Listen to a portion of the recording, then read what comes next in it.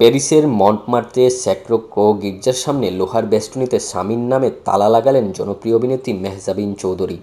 সম্প্রতি ফ্রান্সে ভ্রমণে গিয়ে বিশেষ এই মুহূর্তের ছবি শেয়ার করেছেন তিনি। ছবিতে দেখা যায় স্যাক্রো ক্রো গির্জার সামনে থাকা লোহার বেষ্টনীতে একটি ছোট্ট তালা লাগিয়েছেন মেহজাবিন। তালায় লেখা রয়েছে তার স্বামীর নাম। প্রেম ভালোবাসা অটুট রাখার প্রতীক হিসাবেই তালা লাগিয়েছেন অভিনেত্রী। উল্লেখ্য, প্যারিসের বিভিন্ন স্থানেই প্রেমের লাভলক লাগানোর রীতি রয়েছে। অনেকেই বিশ্বাস করেন এই তালা লাগালে সম্পর্ক অটুট থাকে। প্রেমিক প্রেমিকা কিংবা স্বামী স্ত্রীরা তাদের বন্ধনকে দৃঢ় করার প্রত্যাশায় এই তালা লাগিয়ে সেই চাবি ছুঁড়ে ফেলেন সাইন নদীতে। দীর্ঘদিন ধরেই চলে আসছে এই সংস্কৃতি বা বিশ্বাস। সেই ধারাবাহিকতায় মেহজাবিনও এই লাভলক রীতি পালন করলেন। এদিকে ছবি প্রকাশের পরপরই সামাজিক মাধ্যমে ভাইরাল হয়েছে মেহজাবিনের প্যারিসের এই বিশেষ মুহূর্ত। ভক্তরা অভিনেত্রীর এই রোমান্টিক মুহূর্তের প্রশংসা করেছেন। মাসখানেক আগে ইউরোপে ঘুরতে গিয়েছিলেন মেহজাবিন। স্বামী আদনান আল রাজীব আলী সিনেমা নিয়ে আগেই গিয়েছিলেন ফ্রান্সের কান চলচ্চিত্র উৎসবে।